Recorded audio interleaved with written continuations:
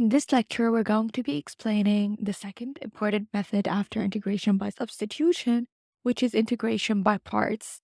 So let's go ahead and get started. So we will now present this method for evaluating integrals where substitution does not work. It is called integration by parts, and we will use it for integrating a function that can be written as a product of two functions. So let's say you have the integral of u of x, v dash of x d of x, which is equal to u of x times v of x minus the integral of u of x, which is a derivative, times your v of x function. In order to apply the formula, so you will simply apply this formula for integration by parts, we need to identify the functions u of x and v dash of x. V dash of x, it means a derivative of v of x. Then we differentiate u of x to obtain u dash of x. And we integrate v dash of x to obtain v of x. If we can compute integral of u dash of x times v of x d of x, the problem is solved. The goal of this procedure is to choose functions u of x and v of x so that the integral u of x times v of x is easier to evaluate than the original problem. This usually happens when the function u of x is simplified by differentiation. So let's say this example here, we need to evaluate your integral of x e to the power of x d of x. So you simply, clearly, substitution here does not work. So by parts, we choose u of x and v dash of x. So u of x here is x, and your v dash of x is e to the power of x. So your u of x dash of x here is equal to 1. Your v of x here will be integral of v of x. So we know the integral of an exponential function stays the same. So you can simply now apply the rule after you wrote down your u of x, your differentiation of v of x, and you did your integral function there. You now have your two values, which is u dash of x and v of x. So you simply just put it in the equation.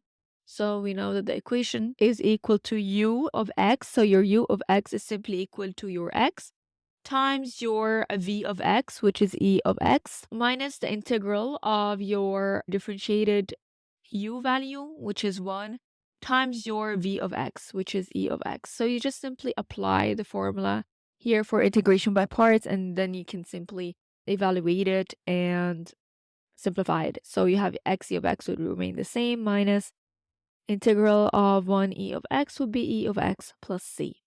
Okay? In this example B, you have also another example, which is the integral of x squared ln x d of x. So again, you start by identifying your u, which is ln x.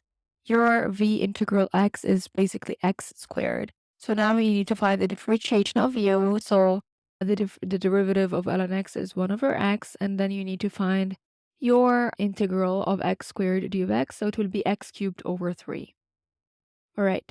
Afterwards, after you have these, you can simply now apply the integration by parts formula. So it's ln x times x cubed over 3 minus the integral of 1 over x times x cubed over 3 d of x. So it would simply be here, this would be the same value minus the integral. So 1 over 3 would be a constant outside, and you would have x cubed divided by x, which is x squared simplified. Then you would have this simplified as 1 over 3 at the beginning, x cubed ln x, minus 1/3 times x cubed over 3, because this integrated is x cubed over 3. We add 1 to the exponent and we divide by the new exponent, plus c. Then you can combine the terms. So here you have 1 over 3 times 1 over 3, it would be 1 over 9 at the end. Yes? All right. Then we have another example here, which is example C. So we have integral of x squared e of x d of x. So your u of x squared and your u of x differentiated is 2x. Your v of x is e to the power of x. Your v of x is equal to the integral of e to the power of x d of x, which is simply equal to e to the power of x. So you would simply need to rewrite this in this formula, which is x squared times e to the power of x minus integral of 2x minus e to the power of x. So it will be x squared times e to the power of x minus 2 x e to the power of x minus e to the power of x plus c. Then we have your example, which is D. So, which is basically equal to the integral of x cosine of x d of x. So, u of x is the differentiated value. It is u, x is equal to 1. V of x cosine of x, it is your bx value, which is integral of cosine x. Integral of cosine is sine of x. So you have your integral of cosine is sine value, so x sine of x minus integral of 1 sine of x d of x. Then you have it equal to x sine of x minus negative cosine of x plus c. So negative negative is plus. So x sine of x plus cosine x plus c. Then you have your example E. So again, when you always do this, I need to remember to tell you that you need to choose a u that gets simpler when you differentiate it, and a v that doesn't get any more complicated when you integrate it. Alright, then we have example E. So we have integral of ln x d of x.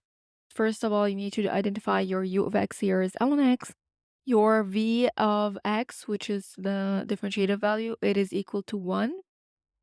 So the derivative of ln x is equal to 1 over x, and the integral of this value would be equal to x. So simply, again, you need to apply the integration by parts formula, which is ln x times your x minus the integral of 1 over x times your x d of x, which is x ln x minus x plus c.